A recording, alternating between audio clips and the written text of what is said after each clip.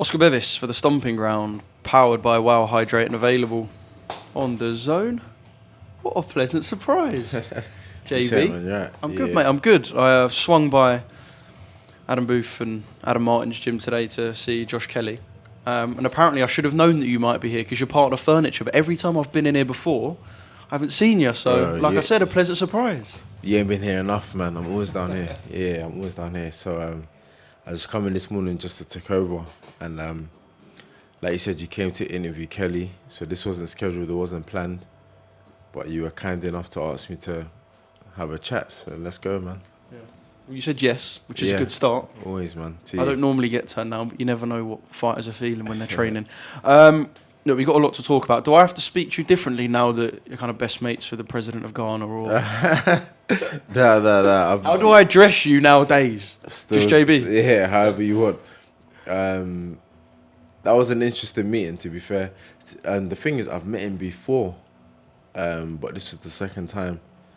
And, you know, sometimes you got to take a picture for people to believe something happened.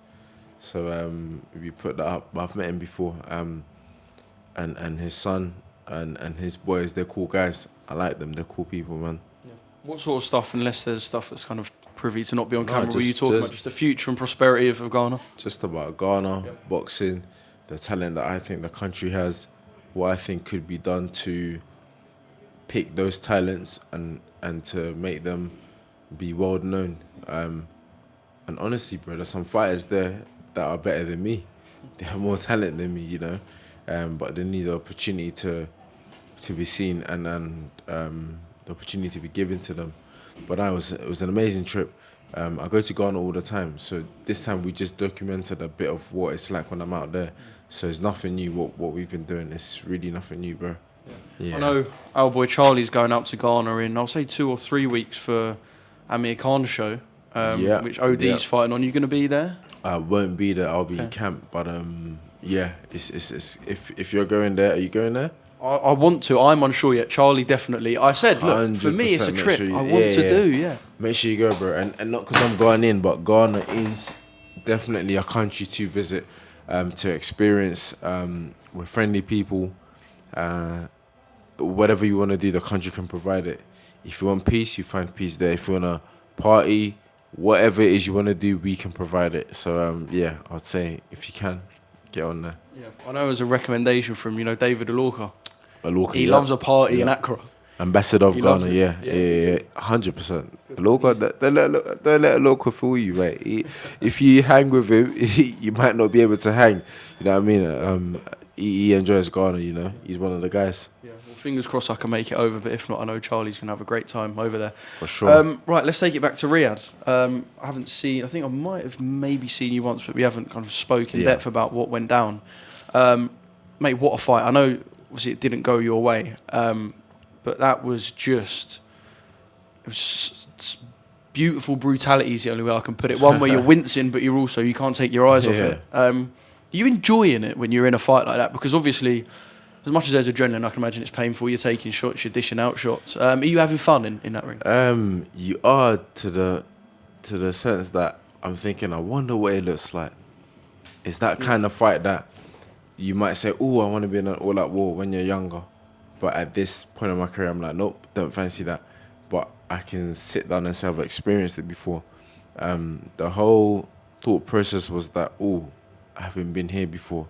So how do I deal with it? How do I handle it? So I think that's what was going through my mind. Okay, it's back and forth. You're having your go, he's having his. Just thug it out and you know, go through it. You know, and I always say credit to Smith, he came out on top. No matter how I want to go around it and how competitive it was, if we go on Box Rec now or whatever it is, he will have the W next to his name. So it's there's no reward sitting here to talk about it. Like there's nothing, you know. Yeah, probably a stupid question, but how hard of a pill was it to swallow that you didn't walk away as a winner? Yeah, no, something you're not used to. Yeah, I worked hard. I trained very hard in camp for months. I missed out a lot of things. Missed out so many things, but just like every other fighter, you know, they miss things out as well. you know, and on top of that, I wanted to have, you know, walked away with a victory. But I've always said that in the aftermath, you know, what's been very healing and what's been just an amazing thing is the support I've had from close people to me, my family and charity. You know, it's been the two most important things to me. So, like, I'm good, you know what I mean? I'm very good and ready to go back into training camp and to prepare for another big fight. What was really interesting was I spoke to all the Smith brothers after, not Callum, because he got put straight in an ambulance and taken away, and he was stitched up and had some checks. And they all said, got to clarify that, you know, because someone was messaging me, and I was reading little things, and someone was like, "Oh, Buatsi was in hospital." I don't know if you saw me after the fight, bro. I was walking around the hotel just like with my friends and like just eating. "Oh, what? So there was a news article that said you were in hospital?" Yeah, I saw you back at the hotel. Yeah, yeah. I was just Like, walking I would around. say Just, a couple of hours after. yeah, you know what I Yeah. mean. It was a tough fight, definitely, but someone had asked me, and I was like, bro, like I was in the hotel chilling, just eating, upset that I had lost. I was very upset, you know. But yeah, what did the Smith brothers say? Well, I was going to say, the Smith brothers, obviously, like I said, I didn't speak to Callum. They all said, "We told you." Everyone doubted Callum, blah, blah. And my first thinking was that the media, the experts, and everyone might have doubted Callum. But you never went in there thinking, "I'm going to get a Callum Smith that's past his best, that isn't 100%. All week you were saying, "I'm preparing for the best Callum Smith." Yeah. So you didn't come up against a guy that you thought, "Wow, I didn't expect this." Like, you knew you was going in there with someone who was tough and a good fighter. Yeah, yeah. I knew I was in with a former world champion, someone that only lost to two of the best. When you've only lost to two of the best, you must be something good about you. You know, yeah, he hadn't boxed for like a year or something like that. And within that year, I was fighting. So I was like, you know what? I've put myself in a good position going into this fight. So I would bet my house, my life, I was going to win. You know, just based on me having some form of activity and just believing that I was the better fighter, you know. But on the night, he came out on top. So I wasn't going in thinking, oh, he's past it or he's rubbish, or you can't do that at this level. No, you can't. So that didn't cross my mind. Yeah. Was there anything that surprised you about him in the ring, though? Like, once you're up close and you're actually in front of him and you're fighting, was there anything that you went, "Well, that I didn't expect to be of that level"? Not that anything was a surprise, but as I said, having watched back the fight, I think he did cleaner work. And with that, having said that, I said, you know what, he took it by a few rounds, whatever it is, you know. There was a scoring that I think was 10-2, and I was thinking, what the heck? I need to pull up the referee that was saying that refed it and gave it 10-2. I think I know who it is, but I'm 99% sure. I'm not 100% sure, so I don't want to say the name and it's wrong. But Boxing's a small circle. You will cross paths with said referee, said judge. Absolutely, I'm gonna pull him up and be like, "Come on, you was watching the fight. You made it 10-2. That's crazy, you know." But it's happened now. It's happened. Is there some form of healing? I know you said you look on BoxRec and the W's next to his name, but is there some form of comfort in the fact that everyone said how entertaining it was? I think it was Andy Scott on Sky said it was his first commentary gig, like for a big notable fight, and he was like, it was the perfect fight. Yeah. And it made his first commentary gig special. Like, I heard so many stories of people just saying, pardon me, my hay fever was all over the place. That's good, but good. Just saying how special the fight was. Like, is there any comfort you take in that? Nah, because in that kind of fight, yeah, it's good for the fans and the viewers and all of that. And I guess, yeah, they're paying their hard-earned money, so you want to, you know, do what you can do to win. But as a fighter and as a person, no, you know, fights like that's not good for you, you know. So is there any comfort? No. The weird one, because had I have won, I'd be like, oh, it was worth it. I won. Do you know what I mean? And that didn't happen. So maybe that's why I'm saying there's no comfort in it. But as I said, the comfort was more in my faith, my family, and charity. That's where the comfort has come from. That's where, like, I'm good, you know? Yeah. Well, I will say one more time, it was a brilliant fight, and you showed extreme heart, and you showed that you can fight as well, which, I mean, we already knew, but it was, I think, a brilliant performance. See with that comment, yeah, one thing I did take from the fight was that I'm like, people have said you can fight Josh, you've got heart, you've got a chin, whatever it is, and I thought, yeah, maybe I've got heart, I've got a chin, whatever it is, but it wasn't till I had to demonstrate it that I was like, okay. Yeah, because that is the first time you've been in a fight where you've been under pressure. Yeah. Do you know what I mean? It's my first hard fight, if you want to say. I actually spoke to Anthony Yarde after, and he said to me, he was like, I knew Josh had that in him. Like he said, that's not a surprise to me. I mean, obviously he's in the circle, the boxing circle. He said fans might be surprised. I'm not. I knew he had that. That guy, he chatting bare rubbish, man. Ain't even got time for that guy. But you don't even want a compliment from him, do you? Yeah, I don't even want to hear what he has to say, you know. But yeah. So for myself, it was like, all right, cool. Leaving that fight, I'm like, okay. If you didn't know that about yourself, you found out, you know. So I know it's there. Yeah, I know it's there. Well, let's talk about Mr. Anthony Yarde. It's a fight we want still massive demand for that fight. Yeah, there is. Last time we had tried to made it, I think it was last summer. Things didn't line up on his side, which is cool. And when he was trying to say, well, actually, let's get on with it, I said I got other business to handle, so I went ahead with it. Still pretty a big fight. Business as well. Yeah, it wasn't like some little random thing. Do you know what I mean? So yeah, pretty big business. But yeah, you can imagine right now for me is to get back to winning ways, to, you know, see what's next, see who I can fight next, see what fight there is to make next, and to carry on. And the Yarde fight is still a fight that I can't retire and say I never fought that guy from East London. Do you know what I mean? So I'm still interested. Yeah, we mentioned that you'll be in camp very soon.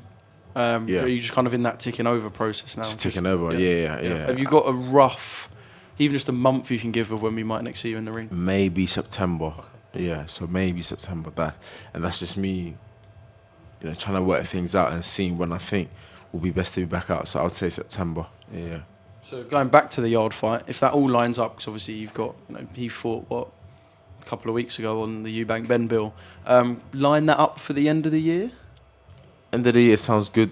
September sounds good. Any month sounds good as long as the terms, the conditions, what you're being paid, and all that is right. At this point, you don't just jump into anything. Yeah, of course I want to fight that guy and Yarde. Cool. But have it done properly. And yeah, it's professional boxing. It's a business. And it's prize fighting. You fight for a price, you know. So it's always important to remember that. Yeah. What did you make of Yarde for free? Good scrap. I had Lyndon winning, and then I think after, I don't know what round it was, but I'm not sure what happened, but he allowed Yarde back into the fight. Did he win enough in the early stages to have covered the latter part? I'm not sure. I didn't critically watch it. It's just when I was watching it in and out of doing what I was doing, at the beginning I said, Arthur's having his way, jabbing, and then the second half of the fight, it was at a range which suited Yarde. So again, I wasn't doing it round by round, but that's what I saw. And then ultimately Yarde came out on top. Yeah. I will always, if I get you or Anthony on camera, push the chance or just push the cause that we need to see that fight. Yeah, that fight was 3 weeks ago, Yarde for free on the Eubank Junior Ben bill. I mean, it's not really old news. I think it's going to be headline news for a long, long time. It's like a movie. The movie script played out perfectly. Yep. Senior opened the car door, a couple of seconds there, like, yeah, take your pictures. Crazy. And then the fight was the cherry on top. Mate, the Eubank Junior Ben story was quality, wasn't it? It was crazy, unbelievable. Yeah, it was. And I always say credit to those two fighters because, yeah, their dads were who they were, but both sons grew up, lived a certain life, and managed to get to a point where they can, again, be in such a big fight. And the crazy correlation that both their dads had a massive fight the generation before, and then their sons, which was them two, did it. You can't think of that. You can never picture it, and the timings and the age and the weight, crazy experience. And for me though, the fight, credit to both fighters, put everyone on the line, fought, threw a lot of punches, hats off. My highlight, I'm not gonna lie, my highlight was Eubank and Senior and Junior waiting. They played this kind of song, I don't know what it was, and just watching it, it was a message to everyone.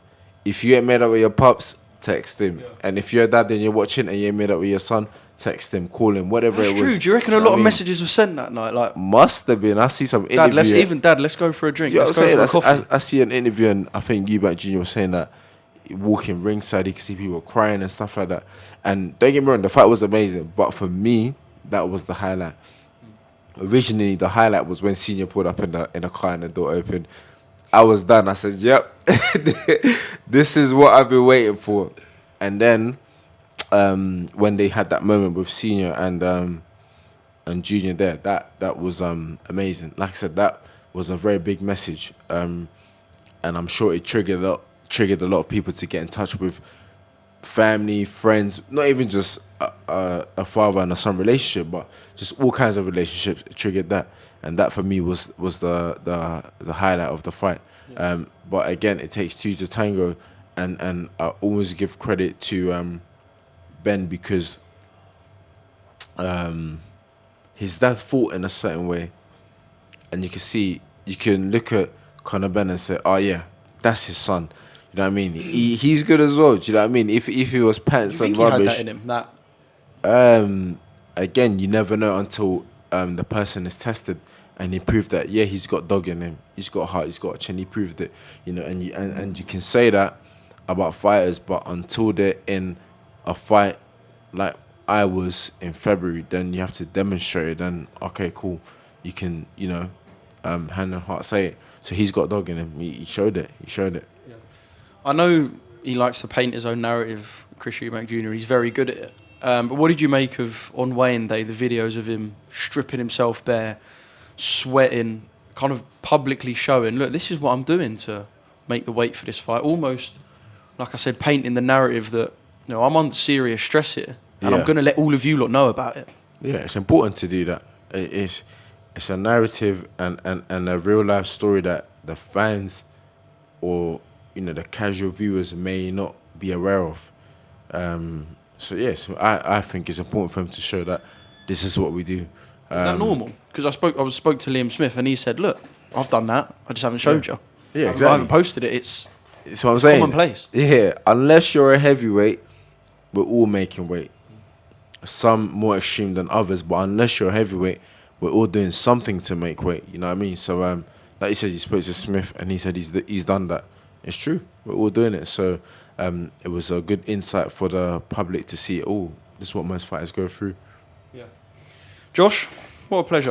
Always a pleasure, mate. Thank you for giving me some of your time. And if you've got a final message to people who cannot wait to see you get back in the ring and do your thing. Yeah, tune in. I should be out, I think, September times. I head off to camp and just prepare and to come back out there again and to perform and to demonstrate and to still chase being number one.